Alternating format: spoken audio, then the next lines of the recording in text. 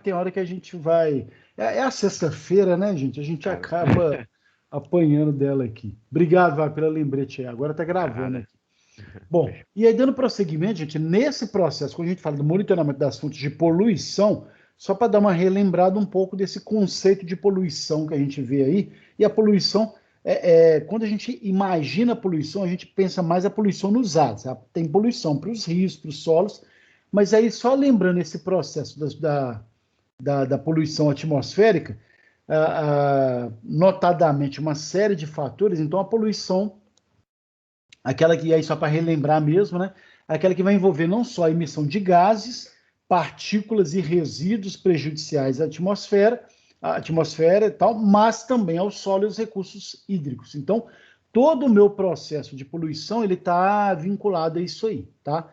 E essa poluição, ela pode ser de diversas fontes, né? Sejam elas naturais ou antrópicas, então pode ser tanto a própria natureza provocando isso aí, como a própria ação humana, né? E podem ser fixos ou móveis, então elas vão estar, às vezes, num determinado local, pode estar variando em alguns lugares ou abrangendo outras, né? Uma mobilidade da poluição, tá?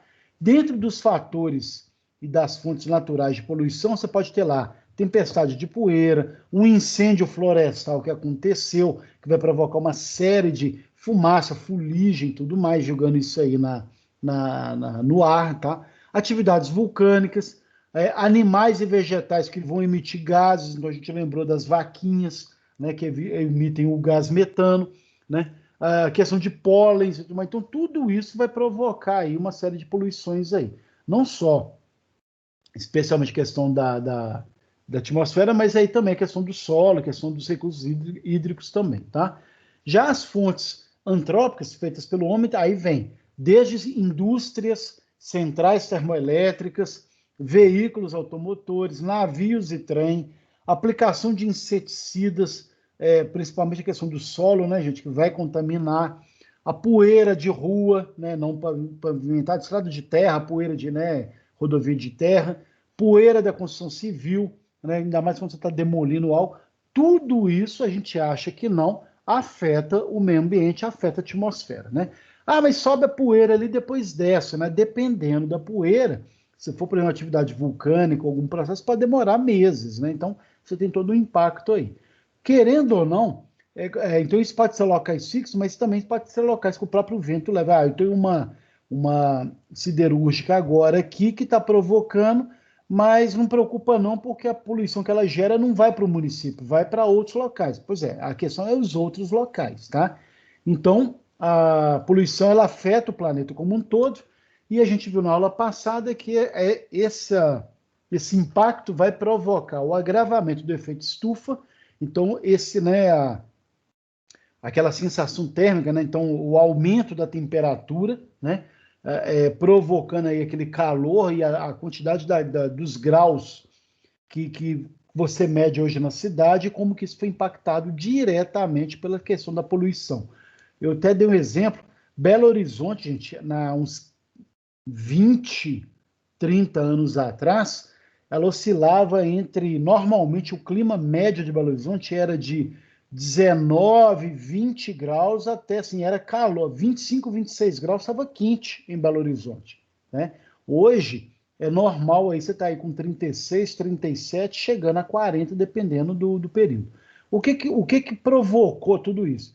Adensamento urbano, o impacto industrial nas regiões, e decisivamente a questão ali, entre vários fatores, mas aí teve ali um que foi muito marcante, que é o bairro Belvedere, lá na região do BH Shopping, aquela construção, né, aquele exagero de prédios que estão ali, que barram a entrada de ar frio na região de Belo Horizonte. Então, lá você tem várias, fizeram uma barreira, né, artificial ali que barra a entrada de ar frio que vai provocar o aquecimento. Então, dizem que pelo menos 6, 7 graus se deveu a esse processo aí dessa construção de prédios ali, né? Então, houve uma autorização de loteamento lá. Até hoje tem processo na justiça. A gente sabe que não vai resultar em muita coisa, até porque os prédios já estão lá, né? Mas só para vocês saberem como que isso provocou aí. Então a gente tem, até para provar como que as coisas estão ligadas, né, gente, né, esses impactos todos. E dentro dessa questão de trabalhar a questão do ar e esses cuidados, houve a criação do PRONAR, né? Então, o CONAMA, que é o Conselho Nacional de Meio Ambiente, criou o Programa Nacional de Controle de Qualidade do Ar, é a resolução número 5, né, do dia 15 de junho de 89, que visa o quê? Principalmente limitar os níveis de emissão de poluentes, né, pelas várias fontes de poluição, então, principalmente pela ação do homem, tá? Ela objetiva melhorar a qualidade do ar e, né, não comprometer essa qualidade do ar nas áreas consideradas não degradadas. Então, preservar, né, gente, todo o processo. Então, é tão sério o assunto, e ele foi motivado, e aí é interessantíssimo, né, não sei, na década de 80, a cidade de Cubatão, em São Paulo, foi considerado o lugar mais poluído do mundo. Era uma cidade que você tinha ali, dependendo do tempo de exposição que você ficava na cidade, você tinha uma série de complicações de saúde pelo simples fato de respirar o ar. Naquela época, gente, não tinha, como hoje, essa preocupação ambiental. Então, eram várias indústrias com chaminé soltando e poluindo gás mesmo, e aí lá chegou num ponto que a taxa de oxigênio no ar caiu assim, próximo de zero, provocando uma série de problemas.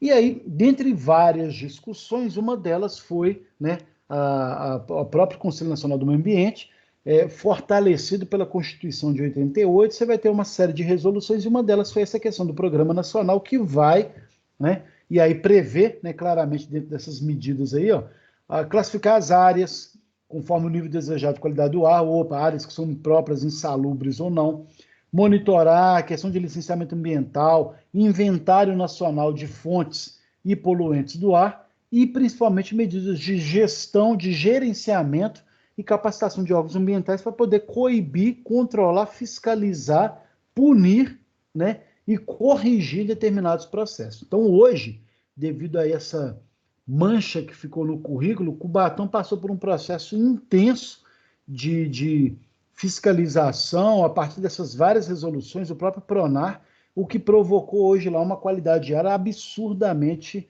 melhor em relação ao que era na década de 80. Tá? Então, claro, tem muita indústria? Tem, continua tendo, mas hoje, se tem uma cidade que hoje tem a maioria dos filtros e fiscalização, foi Cubatão pela própria trajetória dela nessa história toda, tá? Então, tem um tratado até que fala, né, professor? Eu não lembro o nome, que os países devem emitir tanta porcentagem de gás que agridem o meio ambiente. Acho que os Estados Unidos exato, está até carbono, produzindo né? mais. Aí deu até É, uma polêmica aí com o Donald Trump na época.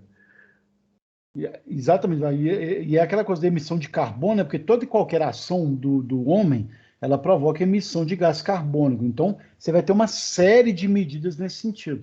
E é exatamente esse o objetivo. Agora, o que é importante, né, e eu já falei aqui rapidamente, é que nessa época, gente, então era muito comum não ter essas preocupações, né? Ninguém estava preocupado. Eu falo que quando as coisas são abundantes, a gente não dá muito valor, né?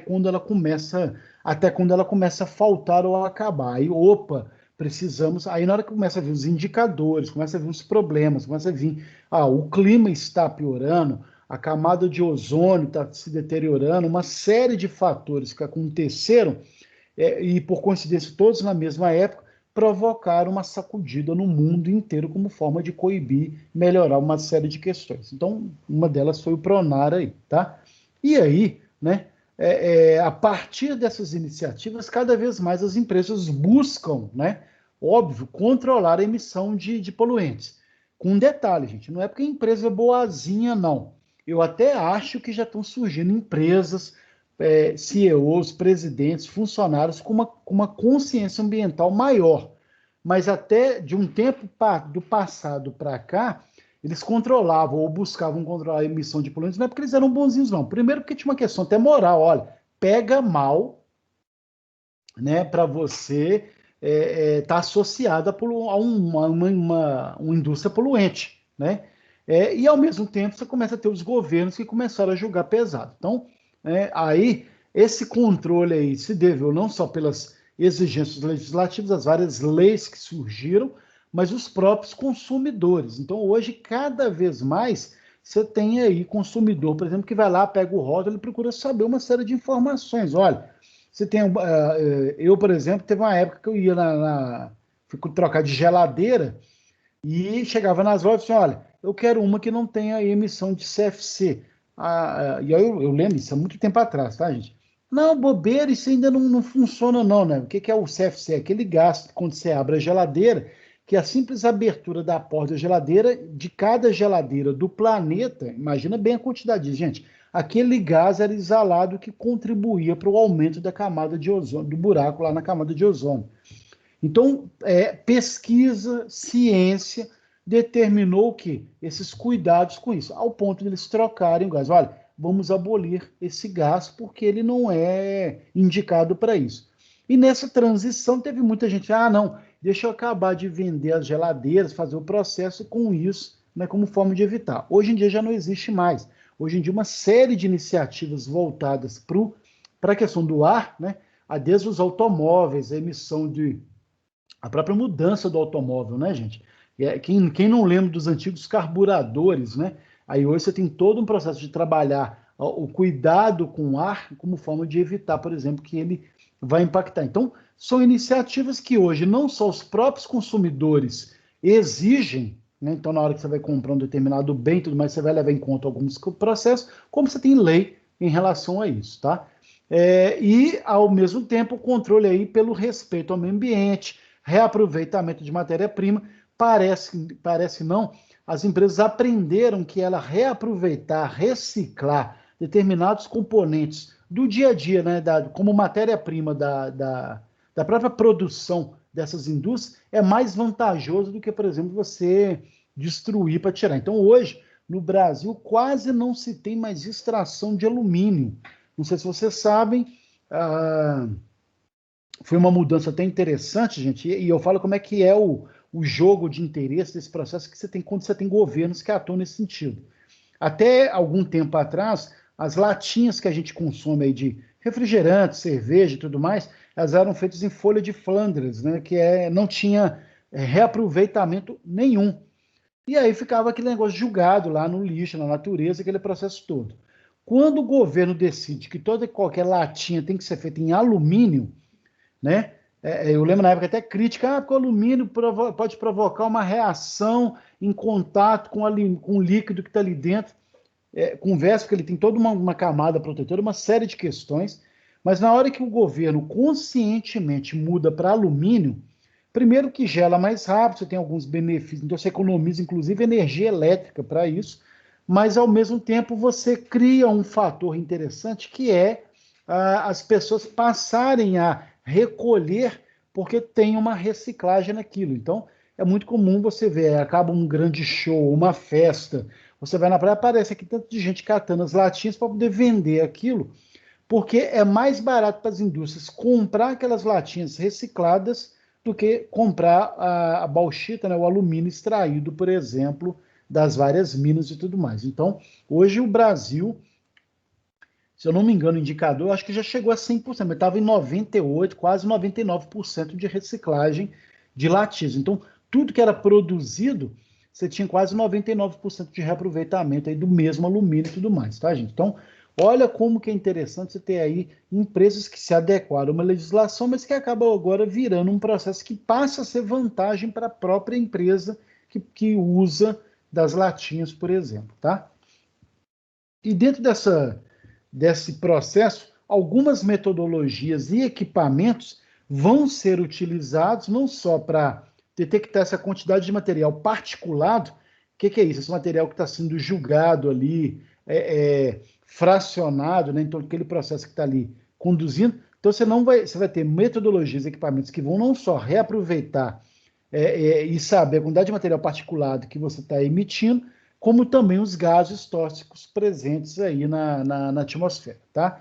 Então, essas metodologias e equipamentos permitem, né, claramente controlar o processo poluidor, então tem técnicas e equipamentos que vão evitar isso, né? Controlar os padrões de emissão, então não basta só poluir, porque a poluição ela vai acontecer, então eu posso reduzir e controlar, mas ao mesmo tempo garantir em que nível que vai ser emitido, quais são, né, e identificar quais são os fatores de emissões que têm provocado ou não os impactos ao meio ambiente, testar a consequência causada por uma mudança pela mudança de um processo. Eu tenho uma iniciativa que vai melhorar, então vamos testar e verificar se de fato houve resultado na implantação de uma determinada solução. No caso das latinhas mesmo, né? Foi feito um teste, um projeto piloto que foi super favorável e aí implantou geral, e bem como avaliar a formação de poluentes dentro do processo. Então, não só acompanhar, mas por mais que eu tenha formatado e padronizado quais são os processos, ao mesmo tempo eu tenho que ali avaliar se não está gerando outros novos, se não tem algum outro processo que está provocando durante essa questão, tá? Então, dentre os métodos de monitoramento, em especial das emissões de ar, você vai ter lá os amostradores, sensores remotos e biomonitoramento. Hoje é muito comum, você vai em alguns prédios, você coloca lá, tem alguns aparelhinhos que ficam lá medindo e avaliando o tempo todo questão de ar, questão de poluição e tudo mais, bem como alguns equipamentos que vão reduzir os poluentes, e nesse caso eles são divididos em duas categorias, né? Não só controle de emissão desse material particulado, mas também controle de emissão de gases, né? E de forma bem genérica, tá, gente? Dentro da ideia do material particulado, você vai ter lá os filtros de manga, né, os coletores inerciais ou gravitacionais, coletores úmidos, ciclones, tudo isso evitando aí o processo do pó e tudo mais. Você vai ter os pós-queimadores, então, para evitar que os gases e tudo mais sejam, né, julgados na atmosfera, bem como os precipitadores eletrostáticos, que podem provocar aí uma diminuição de gases, né, de poeira e uma série de fatores nesse sentido. Então, olha como que cada vez mais técnicas são criadas nesse sentido, tá, gente?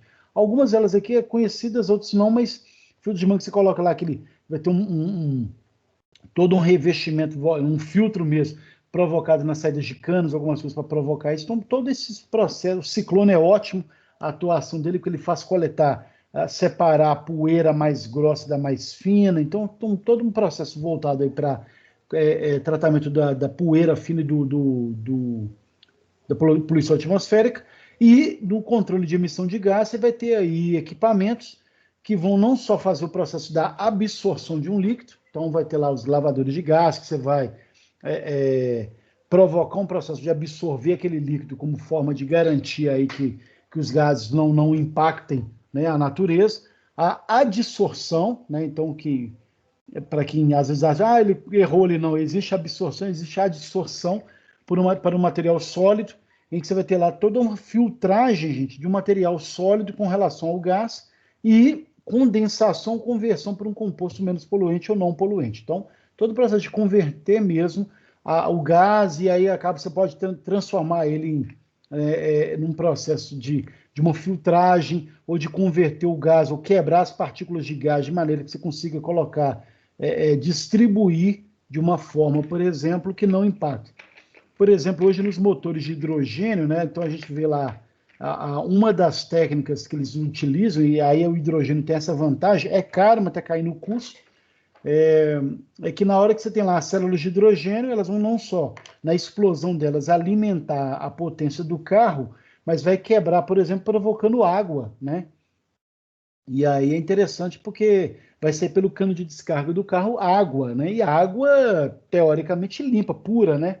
Porque você está ali provocando a quebra de partículas de hidrogênio que vão provocar ali, em contato com o oxigênio, vai virar água, né? Então é interessante a gente ver essa série de emissões de controles que funcionam aí. Então, portanto, alguém tem algum comentário, gente, nesse meio tempo? Não, por enquanto não. Portanto, então, além da poluição do ar, né, a inadequada destinação de resíduos, que a gente viu na aula passada, também, né, vai garantir aí contaminação dos solos e das águas superficiais e subterrâneas. A gente viu uma parte específica sobre a questão do solo, né, e questão da água. Mas para que tudo isso funcione adequadamente, gente, entra, né, a chamada gestão e gerenciamento de resíduos sólidos. E aí eu coloquei de forma muito resumida, né, no livro está até meio confuso essa parte, eu não entendi muito a forma como a autora escreveu lá, não. Mas o principal aqui é que todo o meu processo de gestão e gerenciamento ele tem que partir por esses 6 princípios que estão aí, né? Claro que alguns não serão seguidos, mas é sempre ter em mente isso, gente, que dentro do possível não gerar resíduos sólidos. Se for gerar, tentar reduzir ao máximo, ou no item 3 aí, tentar reutilizar ao máximo para evitar danos depois futuros, reciclar aquilo que for possível, aquilo que não for possível reutilizar e reciclar, você faz um tratamento adequado e por último, uma disposição final. Então, via de regra, é assim que funciona todo e qualquer pensamento, né, da gestão ambiental, especialmente nessa questão aí dos resíduos sólidos. Então, tem essa ordem de prioridade, né? Então, dentro do possível, destacado aqui está a questão da reutilização e a reciclagem. Eu coloquei aqui, gente, não só porque está no livro, mas chamando a atenção, porque hoje cada vez mais há um incremento e uma vantagem em você reutilizar e reciclar. Eu dei o exemplo aí das latinhas, mas ao mesmo tempo, né, um dos maiores crescimentos hoje de atuação dentro da área da produção tem sido a logística reversa, né? E cada vez mais as prefeituras elas vão incrementar e legislar de maneira que no futuro, quase todo produto que você adquirir que vá provocar resíduo sólido tenha uma legislação específica em logística reversa. O que é isso? Né? Você produz o produto e você depois é responsável por recolher, né, o resíduo daquele produto. Então, é muito comum hoje as empresas que vendem produtos químicos ou agrotóxicos ou outros produtos aí que podem, as embalagens podem provocar algum dano sério. Essas empresas elas são responsáveis por, na hora de vender, ter um cadastro claro das pessoas que venderam, tem todo um acompanhamento, bem como dar desconto, por exemplo, na hora que você vira assim, olha, se você levar essa embalagem no local correto para destinação, você ganha um desconto de X%. Então, a logística reversa ela pode funcionar de N maneiras, tá? Você tem aí hoje as empresas que incrementam, assim, por exemplo, assim, já tem até empresa de celular que vende assim, olha, na compra de um novo celular, se você trouxer o antigo, né, você ganha X% de desconto. Isso é uma logística reversa para estimular você a levar um componente tecnológico que iria impactar os aterros sanitários, aí não só pela questão dos vários metais que estão presentes ali, né? E aí você tem uma empresa que não só ela pede de volta isso, porque ela consegue até, inclusive, reaproveitar uma série de componentes eletrônicos que estão ali naquele equipamento velho. Então, aí para pontuar essa questão da reutilização e reciclagem, o papel decisivo da logística reversa é que cada vez, e alguns de vocês vão trabalhar diretamente com isso, tá, gente? Então, daí a necessidade de ter sempre esse foco nesse processo. Quando eu falo legislação, gente, aí só chamando a atenção, Belo Horizonte, vocês sabem, tinha um aterro sanitário ali na beira da BR-040, que já chegou no limite, foi durante anos. Claro que hoje em dia você tem novas técnicas de utilização de aterro sanitário, mas na época lá não tinha, então esgotou-se a capacidade, e hoje Belo Horizonte, ela aluga, né, um terreno de Sabará para poder fazer o aterro sanitário. E saiu uma legislação recente aí do governo federal, do Ministério das Cidades, que cada município tem que ter o aterro sanitário no seu próprio município. Então, Belo Horizonte, enquanto tem uma janela de adequação, em breve vai ter que resolver a questão do aterro sanitário dela. Encontrar um lugar para isso. E uma das formas de então, você não vai ter espaços grandes, você já não tem mais espaços grandes em Belo Horizonte, e uma das formas de você, então, minimizar isso é você criar legislação para que quase todo produto seja recolhido pelo produtor, pelo fabricante. Então, é uma forma de você aí, assim, o que eu vou fazer com tanto de componente eletrônico? Se vira, mas não vai ser mais julgado em aterro. Então, a prefeitura ganha em matéria de espaço, de tempo, de utilização plena da capacidade daquele aterro, porque ele também, com o tempo, né, gente, ele vai degradando ali, você vai reaproveitando e tudo mais. Você aumenta a velocidade da própria manejo em relação a isso, a gente vai ver daqui a pouco uma imagem de um aterro, e, ao mesmo tempo, você cria uma certa obrigatoriedade para que as empresas não fiquem só nessa questão de desovar, distribuir e comprometer sem ter uma certa contrapartida para isso. É claro que tem legislação, claro que tem benefícios fiscais, uma série de coisas aí para poder incrementar as empresas, tá, gente? Mas principalmente é isso, dentro da ideia dos tratamentos de resíduos, né? Então, tecnologias que vão neutralizar ou transformar os resíduos, né, dando um tratamento diferenciado. Hoje é muito comum a indústria da construção civil, ela pega toda a sobra do material e aí quebra o resto de cimento, pedaços de tijolo, de telha, tudo aquilo ali é triturado e aquilo acaba virando um processo de transformando em escória que é usado na própria construção. Ou você usa uma pelotização até desses cimentos e tudo mais, você usar inclusive na infecção de estrada, em que você vai lá pavimentar, por exemplo, você vai usar concreto, parte desse concreto é usada com material reaproveitado e tudo mais, como forma de garantia, não só para dar dureza para o concreto, mas é uma forma de você tratar e utilizar um resíduo que estaria indo parar no lixão, tá, gente? E por último, a disposição final ambientalmente adequada, né? Então, como forma de neutralizar qualquer interação dos resíduos que sobraram, que você não tem nem como reduzir, reutilizar, reciclar e tratar, e aí saber conduzir isso ou dispor isso adequadamente no aterro sanitário. Então, aí tem um desenho que mostra claramente isso. Os aterros sanitários, só para vocês verem como é que é um funcionamento básico, em que você tem aqui uma camada, né? Você tem todo um processo de proteção, o que vai revestir a terra, né, a fim de não contaminar o lençol freático, né, nem a própria terra em si. Aí você coloca um revestimento, você vai ter um sistema de um cano furado e tudo mais, que vai absorver parte da água ou parte do chorume, né, que vai escorrer desse processo, e aí você vai enchendo as camadas aqui. Não sei se vocês estão vendo, ó. Você tem lá, coloca um pouco de terra, coloca uma determinada camada de lixo, reveste isso com terra. Aí você coloca um cano para sair gás, para não provocar uma série de problemas aqui. Porque pensa bem, um gás armazenado aqui viraria um foco de incêndio muito fácil. Aí, à medida que for cumprindo as etapas, você vai enchendo, vai criando espaço, vai preenchendo o espaço, né? Aqui você vai ter lá o processo do trator despejando o lixo, o outro jogando terra por cima, e aí você consegue compactar e trabalhar isso. Com o tempo, na hora que você já tiver conseguido preenchido, essa ponta de cá já vai conseguir fazer um trabalho de absorção pelo próprio tempo normal da compostagem, do tempo de, é, é, de decomposição por parte dos materiais ali, e com o tempo isso acaba sendo reaproveitado. Você pode até depois pegar essa terra, usar em alguns lugares.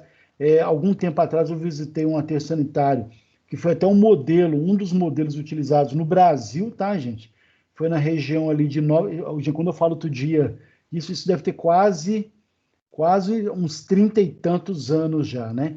E foi um modelo interessante, porque eles estavam fazendo um reaproveitamento do aterro sanitário, que entrava dentro daquela ideia de reciclar as sobras dos calçados, do couro, de algumas questões, e aí um trabalho interessantíssimo, ganhou até um prêmio na época e serviu de modelo para vários. Eu lembro que o aterro sanitário, que era muito menor, claro que a cidade não é grande, mas era infinitamente menor do que vários lugares, conseguia fazer um aterro assim que o uso era muito pouco devido a uma série de reaproveitamentos e reutilizações que foi provocada ali pela indústria de calçados ali, tá?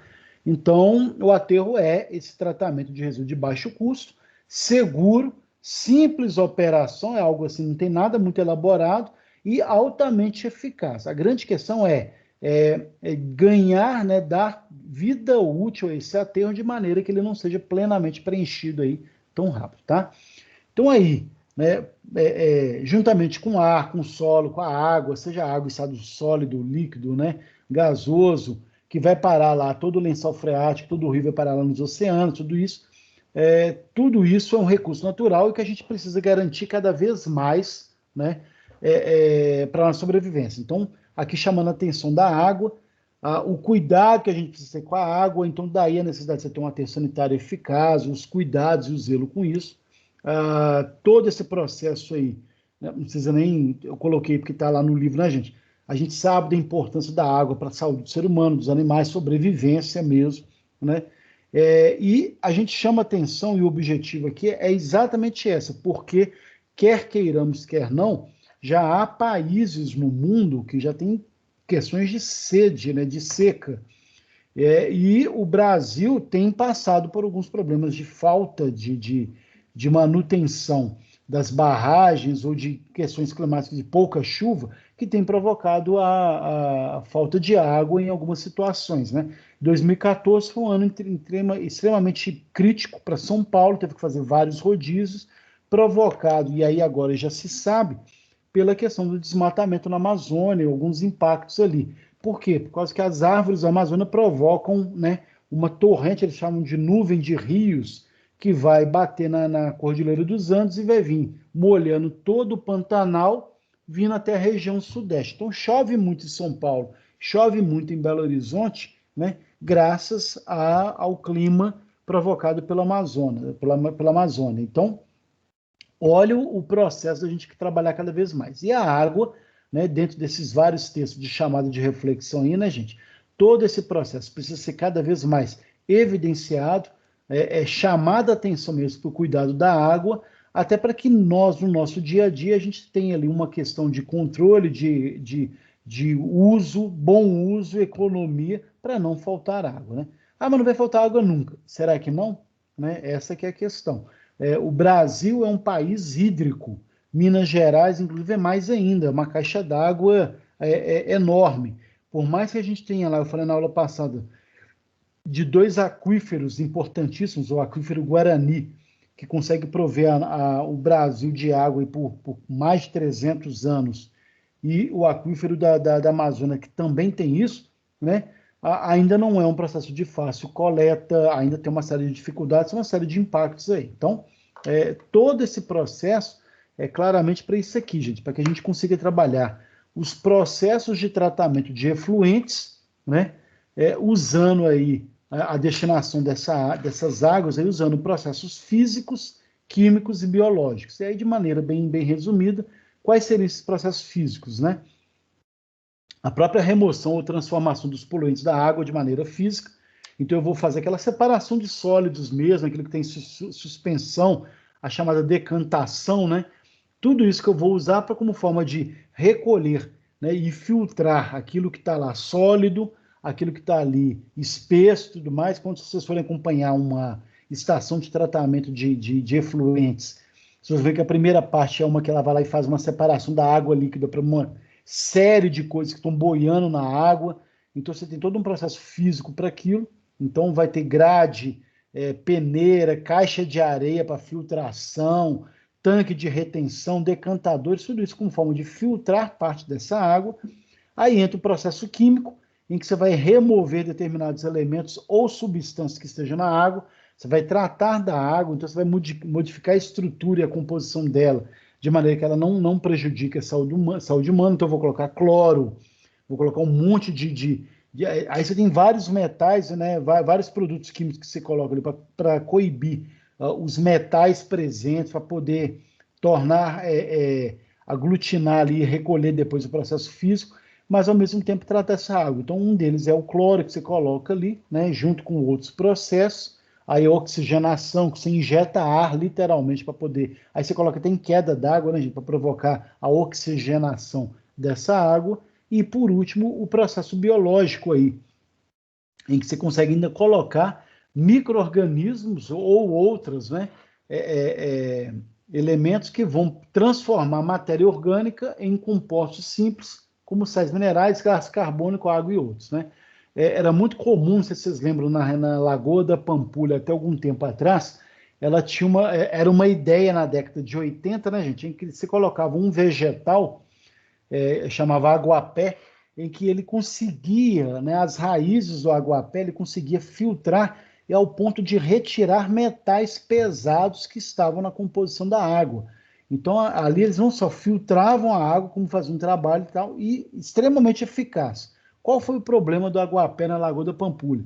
A lagoa era tão poluída que os aguapés se reproduziam de uma forma extremamente rápida, então daí a pouco todo o lençol, né, toda a superfície da lagoa ficou tampada pelos aguapés e o excesso de aguapé provocava uma série de outros problemas. Então, questão de alga, não tinha mais a água do sol batendo, você tinha uma série de micro-organismos que surgiram ali que eram prejudiciais. Então a usar aguapé sim, em determinados processos, tal. Então uma forma de trabalhar isso.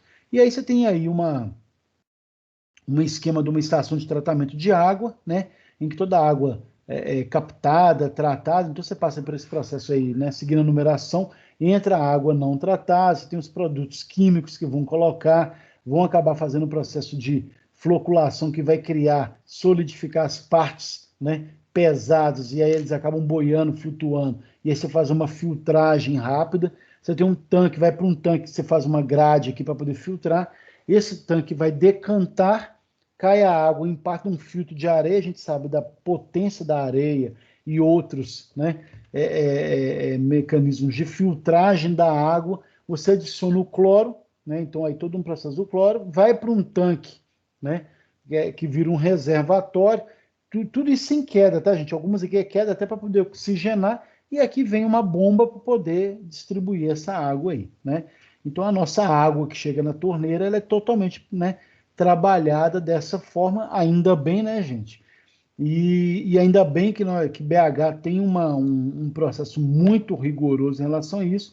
Vocês viram recentemente o Rio de Janeiro passando por problemas de abastecimento de água, em que você tem a água com cheiro, com cor, né? Dizem que não faz mal, mas a própria densidade da água lá que eles mostraram, você vê que não tem algo ali muito comum, muito normal ali, tá? Então, só para vocês verem um processo e a importância disso, é, apesar de muitos estudos, tecnologias de controle ambiental, né, que estão sendo aprimoradas e desenvolvidas ainda ao longo dos anos, nós ainda temos uma série de dificuldades para a implantação de políticas de saneamento e controle ambiental. Recentemente foi aprovada uma lei, né, para alavancar o saneamento ambiental. Não sei se vocês sabem, um tratamento de esgoto, uma coleta de esgoto, né, e é um dado interessante, né, gente? Para cada R$ 1 que você gasta com um tratamento de esgoto ou com a ligação de esgoto nas casas, você economiza R$ 4 em saúde. Então, passa a ser não só um processo de uma política pública, né, necessária, mas passa a ser uma política pública de economia, né, em relação a isso. Então, para onde que eu vou direcionar esse dinheiro público, né? Tratando de um monte de doença que poderia ter sido evitada nos hospitais pós-saúde, porque a água não é tratada. Então, você tem uma série de questões que estão, né, amarradas a tudo isso. Então, a gente ainda precisa melhorar uma série de questões. A gente ainda tem muitas áreas inapropriadas para destinação final. A questão do tratamento de resíduos sólidos ainda não é 100%. A gente ainda tem muito lixão a céu aberto, né, e a forma como ele ainda trabalha não atende plenamente aquilo que a gente gostaria, além da escassez de recursos hídricos que tem acontecido aí, tá? Então, ao mesmo tempo, a gente tem essa série de problemas, né? E ao mesmo tempo que a gente ainda vem, a consciência ambiental tem aumentado para a gente coibir e evitar tudo isso, ainda temos um grande desperdício e uso irracional da água, baixa consciência ambiental da população e outros fatores aí, tá, gente? Então, só para vocês verem como que é um processo que acaba impactando aí, daí a necessidade de um controle ambiental rigorosíssimo, né? Como forma da gente conseguir, né, de uma maneira ou de outra, criar uma determinada consciência ambiental na população, né? Na aula passada até dei exemplo, né? Antigamente, na minha época, quando eu era mais novo, você entrava num ônibus e aí todo mundo pegava, jogava papel, resto de comida pela janela do ônibus, né, gente? Hoje é interessante isso, né? Se você entra num ônibus e a pessoa pega e joga um papel pela janela, vai ter alguém, se não for a maioria, ou, em alguns casos, todo o restante do ônibus, criticar a pessoa que fez isso, né? Ah, tá no direito. Não, não tem mais direito em relação a isso, porque acaba que virou uma coesão social, né? Tem um peso social nisso, e é muito comum, então, você vê a pessoa tá lá rasgando papel, ela coloca dentro do bolso ou dentro de uma sacola para depois, em algum lugar, né, permitido fazer isso, tá? Algum comentário até aqui, gente, em relação a essa questão do controle ambiental? Enquanto eu carrego outro slide.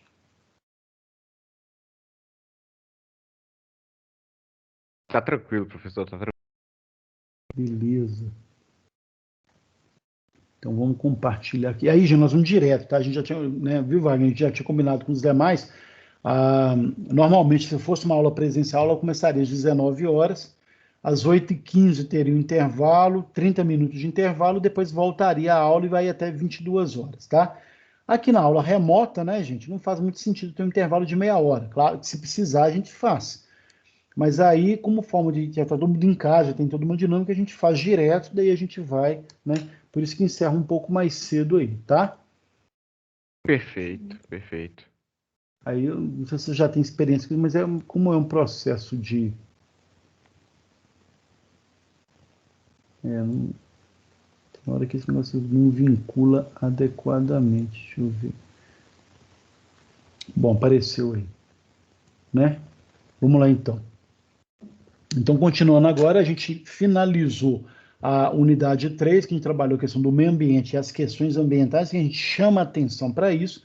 Agora a gente vai para uma coisa um pouco mais voltada para a questão da gestão ambiental, né, como um todo, e a necessidade de um planejamento para isso. Por uma série de consequências empresariais, organizacionais aí, tá, gente? Então, a nossa sessão 4.1, a gente começa agora. A gente vai ver o SGA, que é o Sistema de Gestão Ambiental. A gente vai ver também a chamada produção mais limpa e a chamada ecoeficiência, né, especialmente nas empresas. Então, vamos lá. Né? Chamando a atenção, gerenciamento, né, gerenciamos inadequadamente os nossos recursos naturais. Né, gente? Não sabemos cuidar, por mais que tenha sido, por mais que tenha melhorado, por mais que uma série de iniciativas tenham acontecido quanto a isso. Tá? Daí a necessidade de ainda termos uma sólida, né, pesada legislação relacionada ao meio ambiente. Eu gosto de brincar nessa questão, gente, né? Que se todo mundo fizesse, não tinha lei. Então a lei existe porque a gente não faça, ou porque a gente precisa se adequar ainda, tá? E para esse processo todo, a gente tem que ir trabalhando, não só a gente acabou de ver todo o processo de controle ambiental, alguns métodos, alguns equipamentos, algumas ideias, né? Mas a gente não só tem que conhecer tudo isso, para quê? Para que a gente possa propor uma série de alternativas ou procedimentos ou hábitos que vão fazer parte do nosso dia a dia aí, seja na empresa, seja no meu negócio, seja na indústria que eu trabalhar e por aí vai, tá? E quando a gente fala tudo isso, a gente tem que ter uma clareza aí daquilo que a gente chama de desenvolvimento sustentável. Não é um foco, vocês vão ter alguma matéria específica, se eu não me engano, vocês vão ter ainda uma matéria chamada responsabilidade social e ambiental. Eu não sei como é que é a grade de vocês, se ela mudou ou não, tá, gente? Que é primeiro período.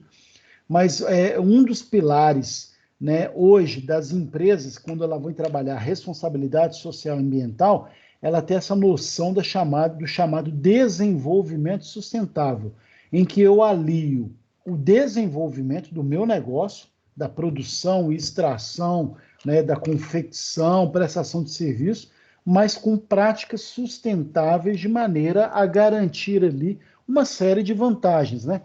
Não só no uso desenfreado de recursos naturais, né, das matérias-primas, que são finitos, que podem acabar um dia, não só nas práticas, como a gente viu aí, de saber, né, despejar, né, seja no ar, no solo ou na água, os rejeitos, né, sólidos, tudo aquilo que eu uso na minha empresa, bem como garantir, né, dentro das práticas de reciclagem, reutilização, né, uma economia para eu estar usando materiais que já foram extraídos, bem como pegar bem na foto, né, quando eu faço um trabalho aí que vai ter uma visão e um respaldo popular, né, social muito positivo. No desenvolvimento sustentável, a gente vai ver que ele trabalha num tripé também. Ele alia o meio ambiente numa das pernas, junto com a sociedade, junto com a economia, né, atuando conjuntamente. E é plenamente possível. Tanto é que na aula passada a gente fez até um comentário interessante que hoje você ainda tem alguns empresários, o agrobusiness, o agronegócio brasileiro, que tem essa ideia de que precisa desmatar, por exemplo, a Amazônia para poder. A Amazônia ou qualquer outro lugar, tá, gente? Para ter área de pastagem. E hoje já estão vários agricultores hoje, ou vários donos de pecuária, já descobriram que se eu quero vender carne para fora, eu tenho que ter um cuidado com a proteção ambiental. Então, por exemplo, dentro dos processos hoje de fiscalização das carnes que são vendidas para a China, para a Rússia, para a Europa, há critérios, por exemplo, de alguns desses países de fiscalizar se a área onde o gado está, se tem floresta perto. Então, se não tem, eles não compram daquelas empresas. Então, já tem até pecuarista plantando ou refazendo florestas que ele desmatou para fazer pasto, né? Então, as matas ciliares aumentando, a questão da água, eles já perceberam que a qualidade do leite, quando você tem um rio correndo normalmente, pela própria questão do capim que está ali plantado. Então, se eu tenho um rio mais pujante, mais, né, com mais intensidade correndo ali na minha terra, eu vou aumentar a mata ciliar para como forma de garantir que esse rio não seque, por exemplo. Então, tem uma série de fatores, tá, gente? Então, olha como que isso é cada vez mais necessário. E aí, dentro dessa concepção de desenvolvimento sustentável, você vai ter aí essa, como estou falando, essa visão de elevada qualidade ambiental, em que as boas práticas industriais, né, vão ser destacadas, não só produzindo mais com menos, mas produzindo com mais qualidade, tá? Então tem muita gente de olho nisso.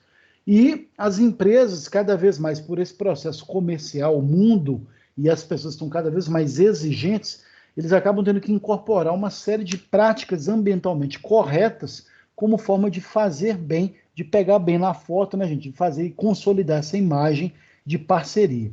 E um dos instrumentos para fazer isso acontecer é o que a gente chama de Sistema de Gestão Ambiental, ou o SGA, tá? Historicamente, esse SGA começou a partir da chamada Carta de Roterdã, né, em 1991, uma carta no porto de Roterdã, na Holanda, tá, gente? Em que você vai ter lá vários princípios voltados para a gestão ambiental. Então, vários países se reuniram lá e aí tiveram todo esse processo de começar a trabalhar aí um pouco a forma como as empresas conduzem, né, a sua gestão ambiental. Então, começou lá a Carta de Roterdã, ela foi elaborada pela Câmara de Comércio Internacional lá da Europa, então, vários países. A carta é grande, tem vários itens, tá, gente? Mas desses vários itens, mais de 10 princípios norteiam o chamado ambiente corporativo voltado aí para questão ambiental, tá? 3 aí a gente está destacando. Um é chamada prioridade na empresa, em que a empresa tem que reconhecer a gestão do ambiente, né, como uma prioridade dela, né, então como um fator dominante desse chamado desenvolvimento sustentável. Então você tem que saber que ao trabalhar desenvolvimento sustentável, você está garantindo, né, a importância de um ambiente bem consolidado, e aí esse princípio você vai acabar estabelecendo políticas, programas e procedimentos que vão conduzir as atividades de modo ambientalmente seguro. Então passou a ser um princípio, e quando isso se torna um princípio, tem uma elaboração que ela é referendada pelos países, nas próprias práticas e relações comerciais desse país, você vai ter todo esse discurso aí pujante. Então, o Mercosul está querendo fazer parte do mercado comum europeu, tem uma discussão. Um dos critérios para que o Mercosul ou que o Brasil possa plenamente fazer parte é a questão da preservação da Amazônia ou um cuidado com a questão ambiental, tá, gente? Então, até esse risco do Mercosul ser aceito lá tá arriscado pelo fato aí da condução atual da política ambiental brasileira, tá? Longe de mim que ficar entrando em política, mas nesse momento a gente sabe que não está como a gente gostaria, tá, gente? Tem alguma iniciativa sendo tomada? Provavelmente tem. A gente espera, até porque tem aumentado muitas críticas em relação à condução ambiental do atual governo, então provavelmente em breve deve sair alguma questão quanto a isso, tá? Espera-se pelo menos, tá? O outro princípio é a questão de formação de pessoal, em que você tem que cada vez mais formar, treinar e motivar as pessoas que trabalham com você a desempenhar as atividades, o próprio trabalho, o próprio ofício, de maneira responsável em relação ao meio ambiente. Então é muito comum você ver esse processo que hoje você vê nas indústrias, né, nas empresas, ao sair uma etiqueta, né, ao sair apague a luz. não só uma questão de economia, óbvio que a empresa vai ter um interesse econômico ali, gente, mas essa mensagem, porque aí você pode contratar alguém para ficar pagando luz depois. Mas o principal dessa informação não é a empresa economizar, não, é criar uma consciência ambiental de que nós fazemos parte de um todo e que aquela luz que vai ficar acesa ali à toa, né, está provocando um desperdício, uma série de questões envolvidas aí. Você pode usar energia, não sei se vocês sabem, a CEMIG ela tem um plano interessante aqui em Minas Gerais, notadamente a região metropolitana de Belo Horizonte, em que você, quem quiser colocar os painéis solares, aquecimento solar, por exemplo, ou os painéis fotovoltaicos, a CEMIG dá o projeto para os edifícios residenciais. Olha, o edifício quer colocar um processo de aquecimento de água pela luz solar, ela dá o projeto, né? Então, uma forma de baratear, como forma de estimular os condomínios, os edifícios, a instalarem isso. Por quê? Essa amiga está preocupada com energia, ela vive disso, né? Quanto mais ela gasta energia na hora do chuveiro, melhor para ela. Não é bem assim, tá, gente? Ela tem tarifas diferenciadas, tem a tarifa residencial, que é a mais barata para a CEMIG, até por força de lei, e às vezes a energia que ela está gastando nas casas das pessoas poderia ser aproveitada nas indústrias, que é um peso maior para a CEMIG, por exemplo. Então, tem toda uma iniciativa vinculada a isso aí, tá? Então, daí é importante a gente saber que tem o nosso papel também, e o outro princípio é de cada vez mais as empresas realizarem ou patrocinarem pesquisas, né, sobre os impactos ambientais, não só das matérias-primas que são extraídas por ela, dos produtos que são produzidos, dos vários processos de produção, das várias emissões, né, de gases ou de ar, ou dos resíduos que vão ser destinados aí no meio ambiente, os impactos que isso vai ter. Então, cada vez mais, uma empresa ela precisa ter cada vez mais esse conhecimento desses vários impactos e saber trabalhar com isso, tá? Então, isso permitiu, né, toda essa Carta de Roterdã, ela permitiu, então, ver a gestão ambiental, né, esse conceito de gestão, de planejamento ambiental, como um conjunto de diretrizes e de atividades administrativas e operacionais. Então, ganhou um peso, né, gente, de gerenciamento. Então, enquanto poderia ser, vou ali plantar uma arvorezinha no dia da árvore e colocar na frente da empresa, hoje não, hoje você tem uma série de desdobramentos que envolvem aí planejamento, direção, controle, alocação de recursos visando gestão ambiental. Por quê? Seremos e as empresas serão cobradas disso no futuro, tá? Ao mesmo tempo, né, tem o objetivo de obter efeitos positivos sobre o meio ambiente. Óbvio, né, gente? Então, na hora que eu começo a evitar, eliminar ou reduzir, né, os lixos, os gases, os problemas que eu geraria, eu consigo ter uma série de desdobramentos, não só na perpetuação da qualidade do clima, numa série de economias, numa série de fatores envolvidos a isso. Tem um artigo interessante, gente, se eu conseguir localizar, eu até mando para vocês depois. É um artigo antigo, mas eu lembro quando eu li que eles chegaram à conclusão, as empresas estavam aqui, a economia que você faz com os filtros de chaminés, e os cuidados com a questão da poluição ambiental, provocando a questão do aquecimento global, você tem uma economia na casa de bilhões de dólares no planeta inteiro com a redução do uso de ar-condicionado nas empresas, né?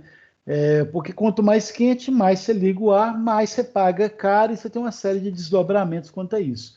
E aí, na hora que você lê esses artigos, eles são interessantes, são até muito engraçados, né, gente? Porque aí você começa a ver assim que como que as coisas estão plenamente ligadas para isso, tá?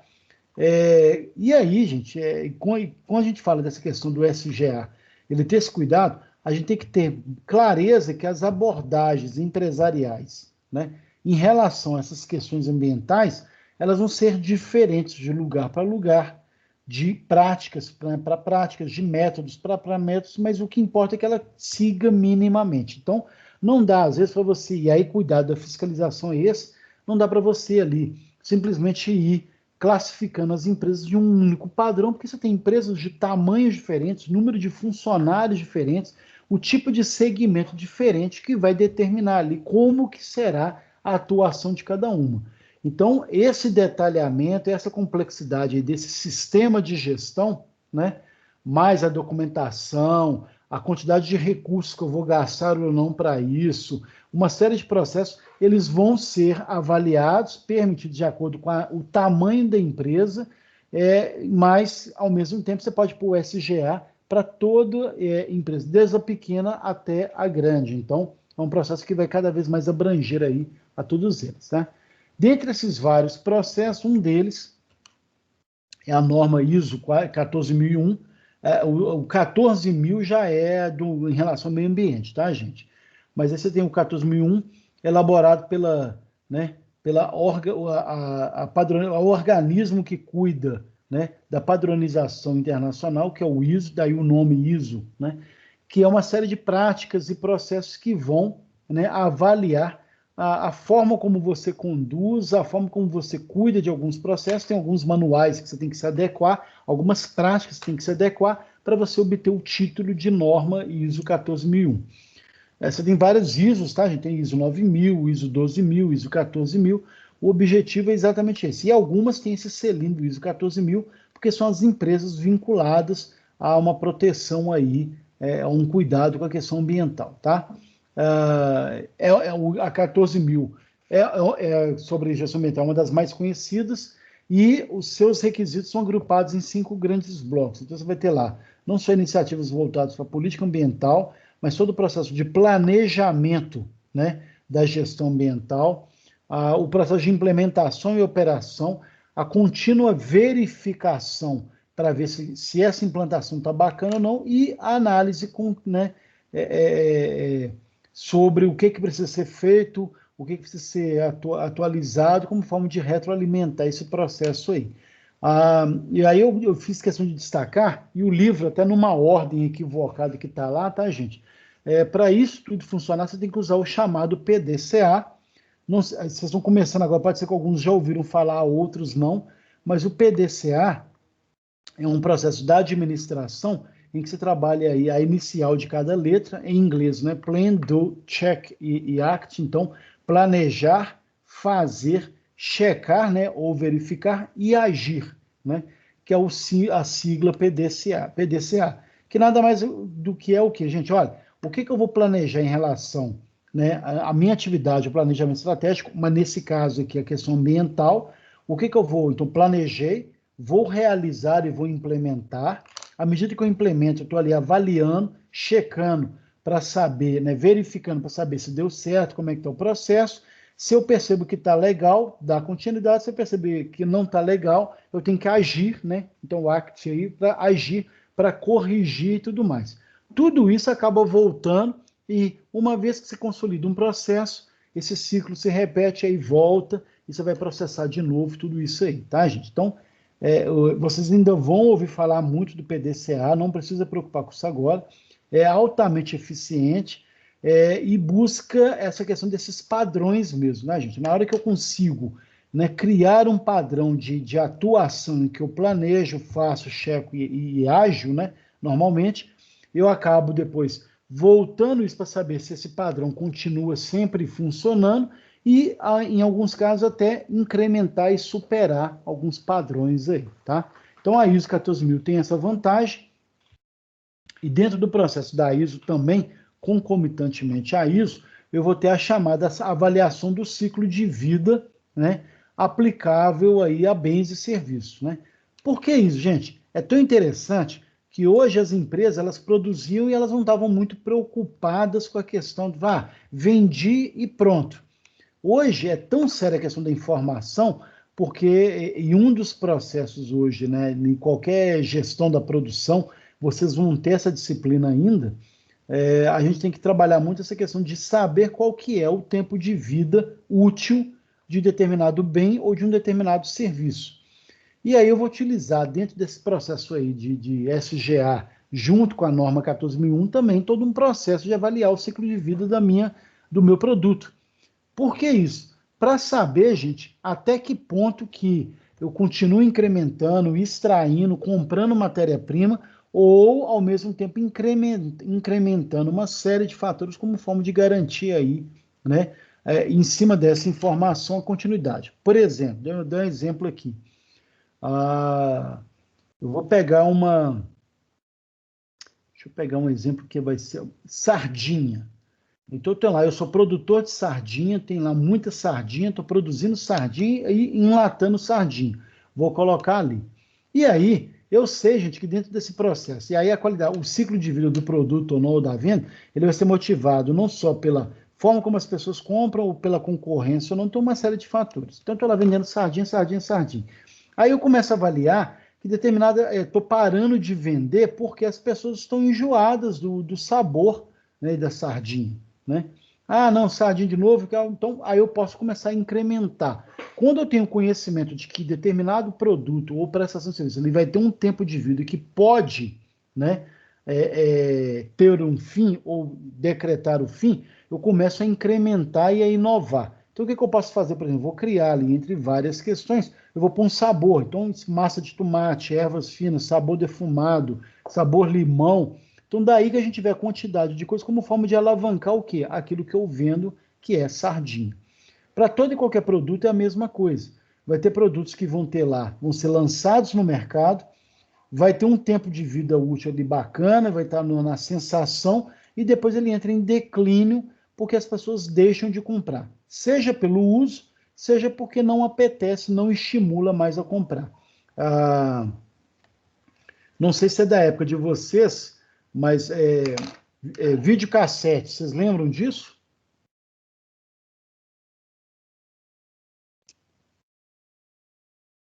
Pode falar que não lembra, tá, gente? Se vocês não lembrarem de videocassete, tá? O que que era o videocassete? Tá lá, aquele processo que você assistia filme que hoje já não existe mais. Surgiu, foi lançado, teve um ciclo de vida, chegou ao fim, acabou. Geralmente você pode até reaproveitar o produto e tudo mais, você pode dar um reuso. Nesse caso, não. Houve tecnologia que mudou a forma como você vê isso. Então, hoje você já não tem mais fita de vídeo. Aí o que substituiu a fita de vídeo foi o CD-ROM, né, e tal, que já não tem mais. Depois veio o pendrive, que já acabou. Hoje você já tem a nuvem ou streaming, que vai substituir aí o papel do que já foi outrora a fita de vídeo. Então, dentro desse processo aí, gente, eu vou ter então esse processo, vou levantar todos os estágios dos aspectos ambientais de um bem e serviço. É aquela reflexão que a gente chama muito de do berço ao túmulo, em que você vai ter lá a preocupação e o cuidado desde a origem da matéria-prima, né, dos insumos, né, dos recursos lá no meio ambiente que vão provocar a minha produção, até a forma como eu vou, né, recolher os resíduos gerados pela produção desse produto. Né? Então, olha o cuidado que eu passo aí. Desde a minha extração lá na origem até a forma correta da destinação que eu vou dar aí. Então, tudo isso vai passar por algumas etapas intermediárias, e nesse desenho aí, nesse gráfico, a gente vê que tudo tem um processo de beneficiamento, transporte, estocagem e tal, mas aí você vê lá a natureza em que a extração está funcionando adequadamente, tudo isso vai gerar uma transformação dessa matéria-prima, desse insumo, em um produto. Esse produto, uma vez que ele vai ser comercializado, ele vai ter o seu próprio uso. Pode ser que ele tenha um reuso. O exemplo da latinha que eu dei é exatamente esse. Eu pego bauxita o alumínio, transformo em latinhas, e aí eu tenho um reuso constante que evita de eu ficar extraindo, né? E aquilo que eu não consigo fazer o reuso vai para a natureza, vou dispor isso na natureza, né? E enquanto isso, tudo isso está sendo transportado ou arquivado ou estocado em algum processo, tá? Então, tudo isso aqui, né, e essa importância do ciclo de vida é exatamente para subsidiar as decisões das empresas, tá? Dentro do ISO também a gente vai ver lá uma série, todo um processo, uma série que vai determinar não só a estrutura, os princípios, os requisitos e as diretrizes que vão constar, né, desse estudo aí do tempo de vida, todo o ciclo de vida aí do produto. E ele é dividido em 4 fases extremamente interessantes aí. A primeira, toda e qualquer produção tem que ter uma definição clara do objetivo e do escopo. Então, o escopo do projeto, do produto, é o objetivo do produto. Por quê? A produção ela vai atingir o meio ambiente em cima daquilo que eu estou definindo. Olha, então se eu vou continuar produzindo produtos com um plástico específico, eu tenho que continuar buscando a matéria-prima ou impactar a matéria-prima com não só buscando esse material vai ser a base do meu plástico, como a forma como eu vou dispor isso no futuro, tá? Então os fluxos de matéria e energia, né, nesse ciclo de vida, né, eles são medidos, são relacionados às várias categorias e aos impactos ambientais para saber se aquilo vai continuar funcionando ou não. Ao mesmo tempo, eu faço uma análise de inventários, em que tem que estar inventariando mesmo todas as emissões que ocorrem ou ocorrerão, né? E quais matérias-primas são usadas em cada etapa da produção, porque isso vai impactar a forma como eu vou relacionar com essas matérias-primas. Ao mesmo tempo, eu faço uma avaliação de impacto para saber como andam as emissões, né? Ou esgotamento da matéria-prima, como é que está sendo o impacto disso para saber se acaba ou não, se incrementa ou não, se eu corrijo ou não. E ao mesmo tempo eu vou interpretar, né, para saber se os danos ou benefícios da fabricação desse produto, né, como que está, se tem sido positivo ou não, se às vezes ali a determinado produto que eu produzi está me dando mais dor de cabeça pela destinação do produto em si ou não. Então, essas 4 bases, essas 4 partes têm que fazer isso, né, para garantir esse processo. E dentro desse processo do sistema de gestão vai ter também a questão da rotulagem ambiental, em que ela vai ser, e é uma forma interessante, gente, da gente conseguir ganhar o cliente, né, com uma informação extra que é colocada lá. Então, a rotulagem ela é direcionada aos usuários de determinado produto ou segmento ou serviço. Pode funcionar como selo ambiental, então eu vou ter lá toda essa necessidade de colocar lá, olha, essa aqui é uma empresa amiga da natureza, ou se você for comprar lápis de cor da Faber-Castell, vai ter um selo lá, uma rotulagem ambiental dizendo que floresta, a madeira ela é de reflorestamento. Você vai ter determinadas empresas que colocam lá informações de que como que é o uso de determinados produtos, né, que entraram na composição. Então, tudo isso é uma rotulagem que vai acabar direcionando aí esse processo de gestão ambiental, que a gente tem que ter isso aí cada vez mais claro, né? Aí entra esses, né, determinado produto é biodegradável, a responsabilidade que você faz com a destinação, como é que é a questão do material reciclado. Outro dia eu comprei um produto que coloca lá, a embalagem desse produto é totalmente reciclada, e o produto em si, 87% da composição dele é totalmente reciclada. Então, olha que bacana você coloca isso, que cada vez mais vai ter essa valoração por parte da clientela, tá? E existem 3 tipos de rótulos para o ISO 14000 aí, tá? Tipo 1, aqueles que são criados por entidades independentes, em que uma empresa de fora pode atribuir ao seu produto um certo padrão ambiental. Então você vai atribuir lá, olha, essa aqui é uma empresa parceira da natureza. Então um órgão independente vai lá e atribui esse tipo 1 aí. O tipo 2 é uma autodeclaração da própria empresa, dizendo que ali há um produto ou uma empresa preocupada com a qualidade ambiental, com a destinação e tudo mais.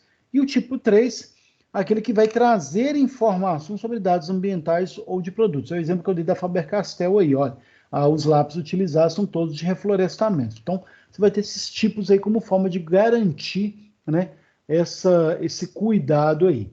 Então, dentro desse processo do sistema de gestão, gente, a gente vê aí alguns cuidados básicos que cada vez mais vão orientar as empresas em relação à forma como ela vai gerir essa gestão ambiental dela, tá?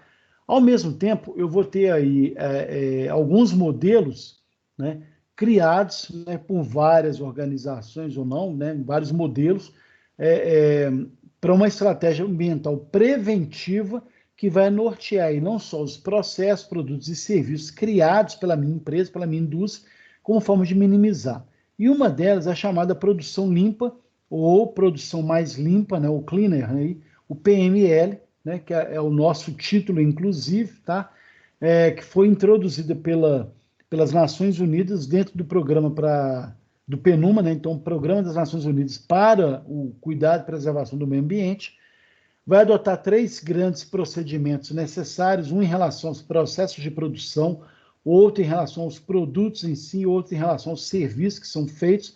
Então, quanto mais eu tiver uma produção que é enxuta, que não tem desperdício, que eu tenho um cuidado e tudo mais, eu vou ter essa certificação da produção mais limpa. Então, ela vai prevenir a geração de contaminação na fonte, e com o fim do processo, eu vou ter sempre esses cuidados de garantir aí essa produção mais enxuta, mais lean, mais plenamente orientada a não desperdício, por exemplo. A capacitação de todos os funcionários, desde o corpo diretivo até os funcionários, chão de fábrica, e a forma como essa informação ela é difundida, isso passa-se um elemento chave nessa produção, nesse projeto de uma produção mais limpa, e ela objetiva claramente isso aí, ó, a prevenção, redução, reuso, reciclagem, tratamento com recuperação de materiais e energia e tratamento e disposição final. Nada diferente daquilo que a gente viu já no controle ambiental, né, como forma de garantir, né, uma certificação de que ali há uma produção mais limpa, por exemplo. E o outro fator que a gente vai ver aí é a chamada ecoeficiência.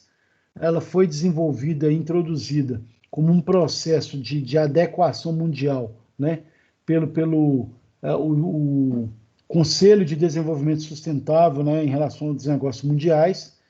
Baseia-se na compreensão de que a redução de materiais e energia, né, tem que ser levada em conta. Então, eu preciso ter uma redução do uso dos materiais que eu uso, como forma de não só extrair demais, mas ao mesmo tempo garantir uma economia em relação a isso. Isso faz com que a minha competitividade aumente, porque eu consigo reduzir os meus custos internos, então eu me torno mais competitivo no mercado e, ao mesmo tempo, reduzo uma série de pressões no meio ambiente, não só de cobranças das pessoas em relação ao tipo de recurso que você extraiu ou a forma como você vai depositar aí os resíduos, né? Tem as áreas de atuação voltadas aí especificamente para reorientação dos processos. Então, eu vou reorientar os meus processos industriais para que eu consiga linhas de produção mais eficientes, ou com uso de materiais melhores, mais reciclados, tudo isso assegurando a redução de custo do produto. Eu vou revalorizar os subprodutos, então, talvez com cooperação entre outras empresas, eu possa incentivar a revalorização de diferentes produtos. Então, em vez de eu concentrar num único produto que pode ter um impacto ambiental muito grande, eu acabo criando outras alternativas ou revalorizando vários produtos e distribuindo aí as minhas etapas produtivas entre eles, provocando menos danos. Vou redesenhar produtos quando for o caso, não só por uma questão de design, mas também por uma questão de eficiência energética, redução de problema, como é que fala?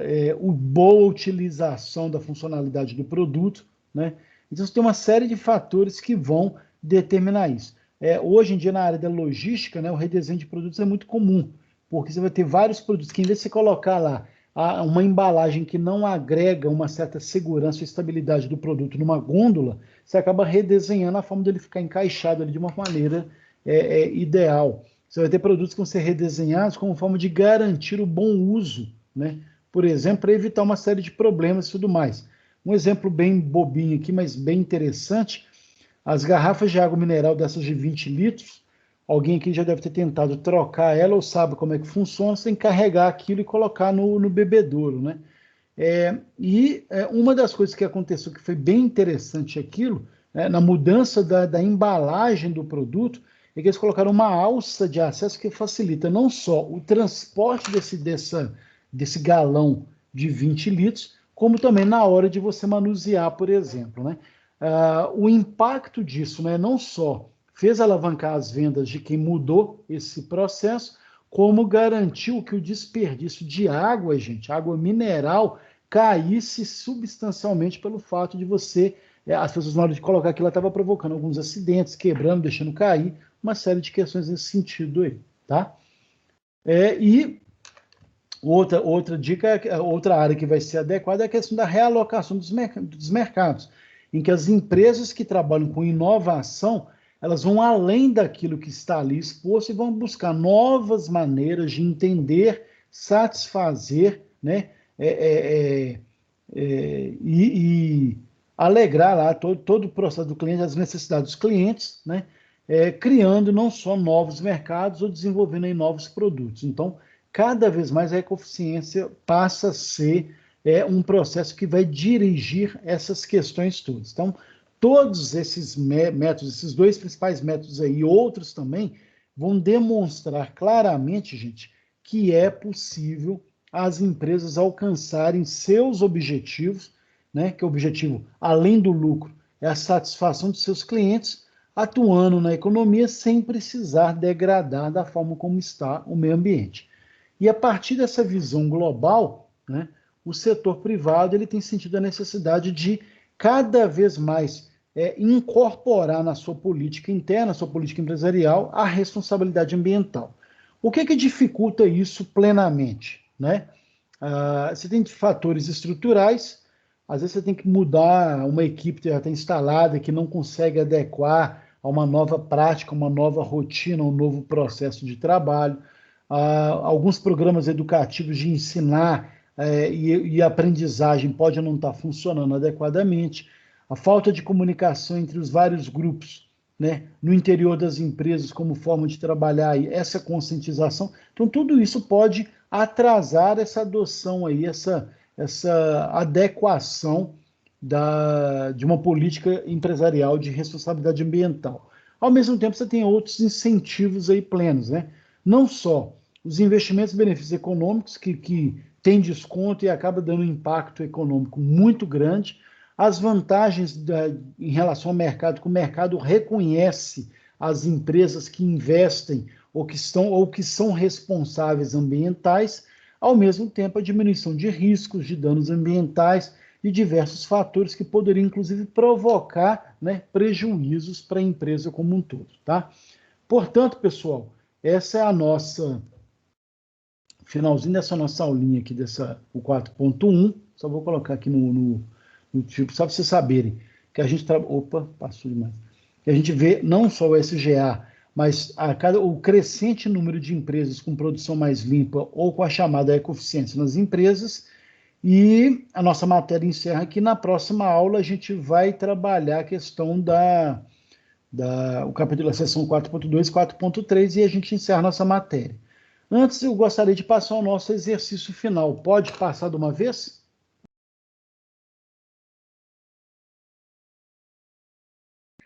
Fica à vontade, professor, você que manda. Beleza. Os demais, assim, porque quem cala consente, né, gente? Então, beleza, eu vou mandar aqui o nosso trabalho. Pessoal, esse trabalho, ele não precisa ser entregue semana que vem, não. Ele pode ser entregue no dia da nossa prova. Então, até o dia da nossa prova. Ele é o trabalho final. Ok isso? Tá? Então, não tem data. Eu não marquei data, não, mas a data limite é a nossa prova. Então, como atividade final, vocês vão me mandar pelo meu e-mail que está aí, viu, Wagner? Esse que é meu e-mail aí, depois você pode anotar, fica à vontade, mas aí vai estar no slide, aí você utiliza para mandar os trabalhos. Aí a gente depois conversa aqui que eu vou te passar uma questão para a gente, né, recuperar o seu tempo perdido aí, tá joia? E aí nessa atividade final vocês vão me colocar de uma forma muito bacana, gente, dentro da empresa onde vocês trabalham, onde vocês atuam, seja lá no setor, no departamento, na cadeira, na mesa e tal, vocês são lá no atual trabalho de vocês, ou quem quiser pegar algum trabalho antigo, alguma empresa que trabalhou no passado, pode. Eu quero que vocês me coloquem ali qual que é a importância da legislação de segurança do trabalho, né, e da legislação do meio ambiente para a organização que vocês estão agora. Então, eu quero que minimamente vocês observem, primeiro, se a empresa, a indústria, o segmento onde vocês trabalham tem todo esse cuidado da legislação, da segurança do trabalho, e se tem essa responsabilidade ambiental também. E eu quero que vocês me falem, então, por que é importante ter essa legislação aí, né, tanto da segurança do trabalho quanto do meio ambiente, para a organização de vocês, para o atual emprego de vocês.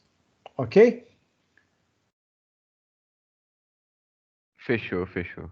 Alguma dúvida quanto a isso aí, gente? Aí vocês vão fazer algumas perguntas assim, qual que é a quantidade de páginas para escrever isso? Aí eu sempre brinco, tá, gente? Eu quero até 14 páginas, ok? Se passar de 14 páginas, eu não leio mais.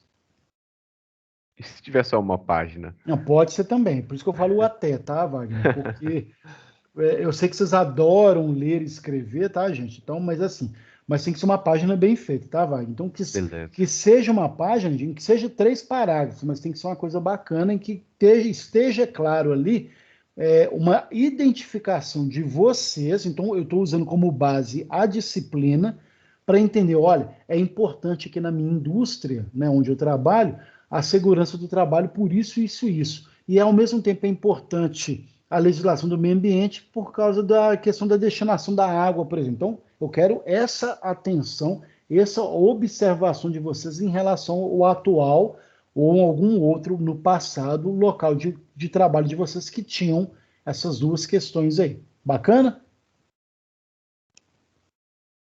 Ok, gente? Ok. Ok, fechado. Então, beleza. Ó, tirando o Wagner, que vou ficar com ele só para conversar, tá, Wagner? Só para a gente alinhar aqui algumas questões. Os demais estão dispensados. Agradeço desde já o trabalho, a presença de vocês. Estamos caminhando para o finalzinho, tá, gente? Mas aí fica um bom resto de semana para vocês, um bom cuidado, uma boa sexta-feira, um bom final de semana, mas cuidado ainda com essa questão do isolamento aí da pandemia que está aí, tá bom, gente? Um forte abraço para vocês aí. Beleza, boa noite, Rodrigo. Boa noite, Rodrigo. Obrigado, Caio. Obrigado, Roberto. Um abraço aí, viu? Wagner, meu caro, seja bem-vindo, tá? Pois não, obrigado. A Amanda já tinha me falado, sim. Não, nesse momento agora que você entrou, primeiro que você tomou uma decisão que eu acho que é extremamente importante, que é fazer um curso superior, tá? Independente contra tudo e todos, né? Principalmente agora, o pessoal fala assim, agora não é hora de estudar. Não, pelo contrário. Agora que é hora de ganhar tempo, porque o desdobramento da pandemia, muita coisa em relação ao mercado de trabalho, exigência, formas de agir da sociedade vão mudar, então o ensino superior tem que estar mais antenado, então você está no momento certo, meus parabéns, tá? Obrigado. Como você entrou já no finalzinho, eu vou fazer o seguinte, eu vou te avaliar todas as outras questões que já passaram em cima desse trabalho final, tá? Uhum. Aí vou, por isso que eu quero de você, eu vou querer um desdobramento melhor aí, uma coisa mais bacana, tá? Beleza. Todos os slides eu já coloquei lá no AVA. Então você pode clicar lá, depois você já pode. Aliás, só pode colocar esses dois de agora e os dois da próxima aula, tá? Uhum. Mas tudo que você precisar, você já tem lá, tem os links das aulas gravadas, mas aí até a prova e pontuação eu vou avaliar em cima disso, desse trabalho e da prova que você vai fazer daqui a 2 semanas. Na próxima aula, eu vou fazer uma revisão e apresentar a questão da prova para vocês. Tá joia? Perfeito. Tá? Perfeito. Mas aqui, não é momento de você. Eu sou muito flexível assim. As provas eu gosto de fazer sempre questões abertas, você vai entender por quê. Porque a forma como você vai apresentar os argumentos, eu valorizo muito mais do que o risco de uma questão fechada que você pode pôr tudo a perder, tá? Ah, tá. Então como essa matéria ela tem esse viés mesmo de mais conteúdo, em vez de ser uma Teoria, questão né? muito teoria, a própria explanação numa questão aberta funciona mais. Então a prova geralmente ela é online, eu mando o link para vocês, vocês vão preencher as respostas no formulário e aí eu leio. Então. E eu vou te avaliar então a pontuação em cima das provas, em cima dessa avaliação que você vai fazer, dos trabalhos em cima desse trabalho final que eu estou mandando hoje, tá? Então não preocupa com para trás. Beleza. E a única coisa que tem é que o AVA, a presença nossa, ela é feita por a entrada nas aulas lá. Então, por exemplo, você já deve ter visto lá no AVA, você tem a chamada pré-aula, aula e pós-aula. E aí você tem que clicar lá no AVA e fazer aquelas atividades. Aquilo gera um relatório para nós em que o aluno que está 100% até no dia da aula, então hoje a gente viu aqui a sessão 3.3, né, por exemplo. Então, todo mundo que estava aqui hoje tem que estar pronto até a sessão 3.2. Tá joia? Você tem que estar com 100% das atividades. Como você chegou agora, você vai ter um prazo maior, e aí eu vou te dar esse prazo até 2 semanas para você ir fazendo e acompanhando aí a disciplina. Beleza? Tá, Beleza. joia? É isso que eu queria te falar, meu caro. Não preocupa com o resto. Qualquer dúvida, você está lá no grupo do WhatsApp? Sim, eu Não, entrei eu lá. acho que ela te incluiu lá, sim. Então você É, pode entrar, qualquer dúvida que você precisar, tem meu contato lá, você pode me mandar no privado alguma informação que você precisar. Tá, joia? perfeito. Tá? Tá, joia. Obrigado, viu, Wagner. E aí, até a Eu nossa que aula toda agradeço. sexta-feira, até a nossa próxima aula é a última, mas antes tarde do que nunca, né, meu caro? É, Tá bom? a aula foi muito boa. Eu espero que sim, mas Agregou a gente bastante tem. conhecimento. Bacana, meu caro, mas obrigado aí pela presença, tá joia? Um bom Nada. final de semana e qualquer dúvida você me aciona lá, tá joia? Beleza. Bom Falou, final de Wagner, um semana também. abração, viu? Qualquer Tudo dúvida pra eu te você. chamo lá. Com certeza, meu caro. Tamo aí. Obrigado, professor. Abraço, tchau, tchau.